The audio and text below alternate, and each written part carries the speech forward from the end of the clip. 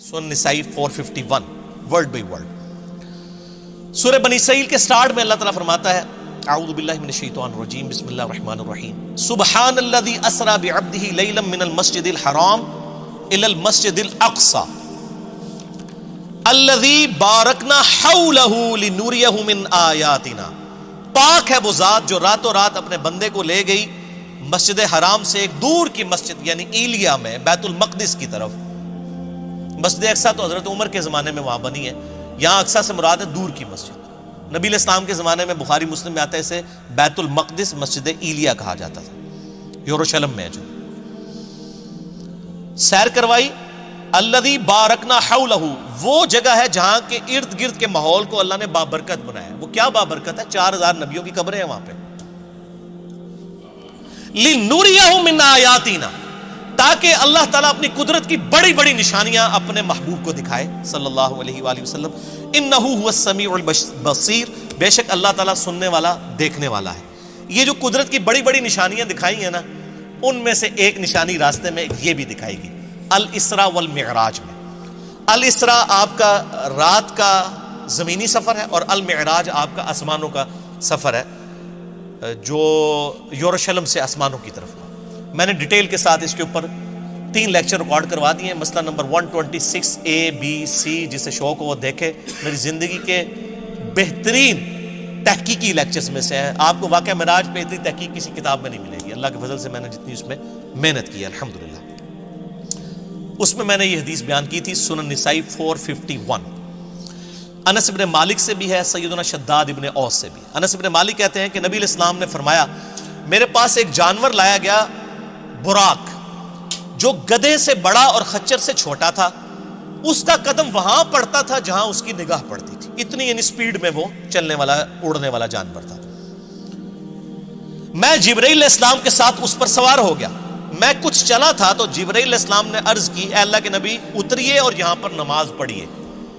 میں اترا اور میں نے وہاں پر نماز پڑھی. یعنی نبی علیہ السلام کو نمازیں تو معراج میں ملی ہیں, لیکن اس سے پہلے بھی آپ نفلی نماز تو پڑھتے تھے. 2 رکعت آپ نے پڑھی. پھر جبرائیل علیہ السلام نے عرض کیا اللہ کے محبوب صلی اللہ علیہ وآلہ وسلم آپ جانتے ہیں میں نے آپ کو جو نماز پڑھائی ہے یہ جگہ کون سی ہے؟ پھر خود ہی فرمانے لگے, عرض کرنے لگے اے اللہ کے محبوب یہ طیبہ ہے, مدینہ شریف, جو ان قریب آپ کی ہجرت گاہ بنے گا. یعنی ہجرت سے پہلے واقعہ معراج ہوا ہے. نبی اسلام کو پہلے اللہ نے دکھا دیا کہ آپ نے الٹیمیٹلی یہاں پہ آنا ہے. پھر نبی اسلام کہتے ہیں ہم دوبارہ براق پہ سوار ہوئے. پھر تھوڑی دور جا کے مجھے جبرائیل نے کہا اتریے اور یہاں پہ بھی نماز پڑھیے. پہلے مدینہ شریف پڑھائی جہاں پہ نبی اسلام کی قبر بننی تھی. نبی اسلام کا مسکن وہ شاعر اللہ میں داخل. میں نماز پڑھ کے فارغ ہوا تو پوچھا, جبرائیل نے کہا اللہ کے رسول آپ کو پتہ ہے یہ جگہ کون سی ہے؟ تو پھر خود ہی اس نے عرض کی کہ یہ طور سینا ہے جہاں پہ موسیٰ علیہ السلام سے اللہ نے کلام کیا تھا. یعنی موسیٰ علیہ السلام کی جگہ شاعر اللہ. پھر کہتے ہیں میں دوبارہ سے سوار ہوا. پھر ایک اور جگہ جا کر انہوں نے روکا اور کہا یہاں پہ بھی نماز پڑھے. وہاں پر بھی نماز پڑھی اور پھر کہا یا رسول اللہ آپ کو پتہ ہے یہ جگہ کون سی ہے؟ اور پھر خود ہی کہا یہ بیت اللحم ہے جہاں پہ عیسیٰ علیہ السلام پیدا ہوئے تھے. عیسیٰ علیہ السلام کی پیدائش کی جگہ بھی شاعر اللہ ہے. تو میرے نبی علیہ السلام کی قبر مبارک شاعر اللہ نہیں ہے؟ نبی علیہ السلام کی نماز پڑھنے کی جگہ شاعر اللہ نہیں ہے؟ اگر واتخذوا من مقام ابراہیم مصلی شاعر اللہ میں. تو پھر نبی علیہ السلام کہتے ہیں کہ میں نے وہاں پہ بھی جب نماز پڑھی پھر میں بیت المقدس میں گیا. وہاں پہ اللہ نے میرے لیے تمام نبیوں کو پہلے ہی جمع فرمایا ہوا تھا. لیکن یہ برزخی معاملہ تھا, جسمانی معراج ہوئی ہے لیکن وہاں کے لوگوں کو نہیں پتا چلا. ورنہ 1 لاکھ کے قریب بندہ اگر جہلم شہر میں جمع ہو جائے تو پورے شہر میں ایک بار ہلچل نہیں مچ جاتی. وہاں کسی کو پتا نہیں چلا, اللہ نے پردہ رکھا ہوا. اللہ نے تمام انبیاء کو میرے لیے وہاں پر جمع فرمایا. چنانچہ جبرائیل علیہ السلام نے مجھے آگے کر دیا اور میں نے ان کی امامت فرمائی. یہ ایک ڈکلیئرڈ تھا اللہ کی طرف سے, ایک سمبل تھا کہ امام الانبیاء ہیں ہمارے محبوب صلی اللہ علیہ وآلہ وسلم. اور یہ والا جو پورشن ہے نا امام الانبیاء والا, یہ صحیح مسلم میں بھی موجود ہے انٹرنیشنل نمبر کے مطابق 430, جس میں نبی علیہ السلام کہتے ہیں کہ کفار مکہ نے واقعہ معراج کے بعد مجھ سے جب پوچھا کہ اچھا تم کہتے ہو میں راتوں رات ہو کے آیا ہوں, بتاؤ بیت المقدس کے دروازے کتنے ہیں, اس کی سیڑھیاں کتنی ہیں, اس کا کلر کتنا ہے؟ اب میں یہ سیڑھیاں پچھلے 7-8 سال سے چڑھ رہا ہوں, مجھے آپ پوچھیں تو میں نہیں بتا سکتا. اور ایک شخص ایک رات کے لیے گیا, وہ کیسے بتائے گا؟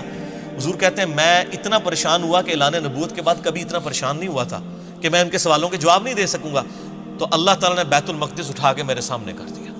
مدینہ شریف سے بیت المقدس نظر آ رہا ہے. وہ جو مجھ سے پوچھتے تھے میں دیکھ کے بتا رہا تھا. اس سے پتہ چلا کہ نبی علیہ السلام کو علم غیب نہیں تھا, بلکہ اللہ تعالیٰ غیبی خبریں عطا فرماتا تھا, اور اس ایک خاص موقع پر وہ غیبی چیز دکھا دیتا تھا. یہ صحیح مسلم 430 انٹرنیشنل نمبر کے مطابق. اس میں یہ آتا ہے کہ میں جب معراج میں بیت المقدس میں پہنچا اور تمام نبیوں کو میرے لیے وہاں پر جمع کیا گیا, تو مجھے جبرائیل نے کہا آپ ان کی امامت کروائیں. صحیح مسلم 430. تو میں نے ان کی امامت کروائی, اور بڑے رکت انگیز الفاظ ہیں. حضور کہتے ہیں میں نماز پڑھ کے جب فارغ ہوا تو جبرائیل علیہ السلام نے مجھے کہا یا رسول اللہ صلی اللہ علیہ وآلہ وسلم, آپ کے پیچھے داروغہ جہنم سیدنا مالک علیہ السلام کھڑے ہوئے ہیں, جن کا نام سورہ الزخرف کی آیت نمبر 77 میں آیا ہے. داروغہ جہنم, داروغہ جنت ہے رضوان, اور داروغہ جہنم مالک. آپ کے پیچھے مالک کھڑے ہیں داروغہ جہنم, تو اے اللہ کے محبوب آپ ان کو سلام کیجئے. نبی علیہ السلام کہتے ہیں میں مڑ کے جب سلام کرنے لگا تو اس نے پہلے ہی مجھے کہہ دیا السلام علیکم, یعنی اس نے نبی علیہ السلام کو پروٹوکول دیا. پھر نبی علیہ السلام نے وعلیکم السلام کہا. یعنی اس کائنات میں جتنے فرشتے ہیں, جتنے انبیاء ہیں, وہ نبی علیہ السلام کا احترام کرتے ہیں. یعنی داروغہ مالک نے یہ انتظار نہیں کیا کہ حضور میری طرف متوجہ ہو کے مجھے سلام میں پہل کریں. جیسے حضور مڑے ان کا السلام علیکم یا رسول اللہ صلی اللہ علیہ وآلہ وسلم. سبحان ربک رب العزت عما یصفون وسلام علی المرسلین والحمد للہ رب العالمین. صلوا علی الحبیب اللہم صلی علی محمد وعلی آل محمد کما صلیت علی ابراہیم وعلی آل ابراہیم انک حمید مجید. اللہم بارک علی محمد وعلی آل محمد کما بارکت علی ابراہیم وعلی آل ابراہیم انک حمید مجید. اچھا, یہ حکمت کیا تھی نبیوں کو وہاں جمع کرنے میں؟ یہ بھی ٹروتھ میں ریویل معراج والے لیکچر میں نے کیا, میں آج بھی کر دیتا ہوں. سورہ آل عمران کی آیت نمبر ہے 81. اعوذ باللہ من الشیطان الرجیم, بسم اللہ الرحمن الرحیم. وَإِذْ أَخَذَ اللَّهُ مِيثَاقَ النَّبِيِّينَ, اور وہ وقت یاد کرو جب اللہ نے تمام نبیوں سے, ان کی روحوں سے یہ عہد لیا تھا.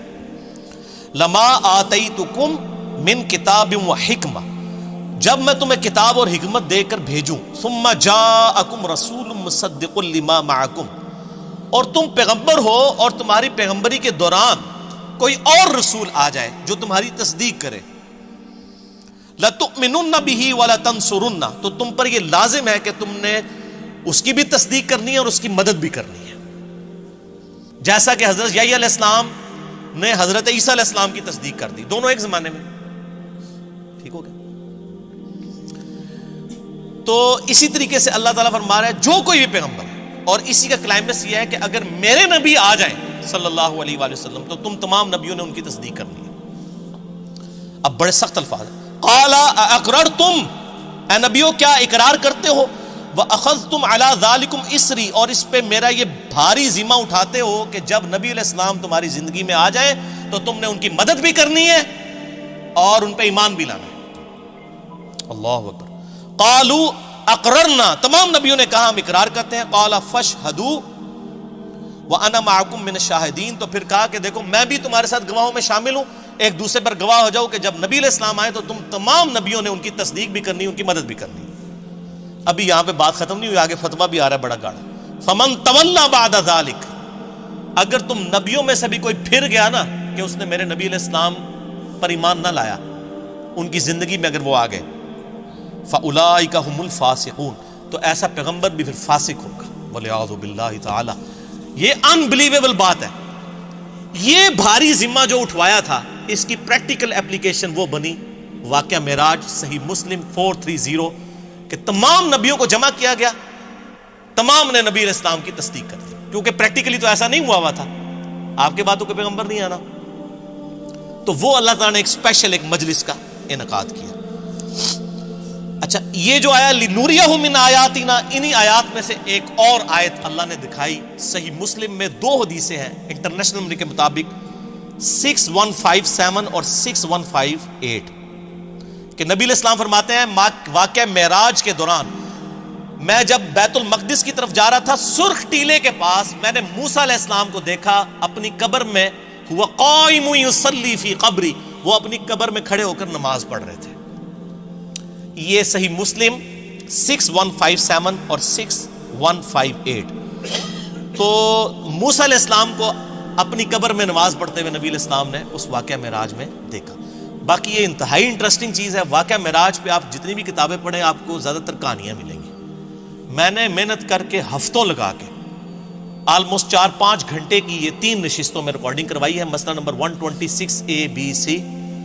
آپ کا دل خوش ہو جائے گا۔ واقعہ معراج پہ آپ کو اس کے بعد کوئی کتاب اور آپ سینکڑوں لیکچرز بھی سنیں، وہ چیزیں نہیں ملیں گی انشاءاللہ جو میں نے اس میں ریکارڈ کروا دی ہیں، وہ ضرور دیکھیے گا۔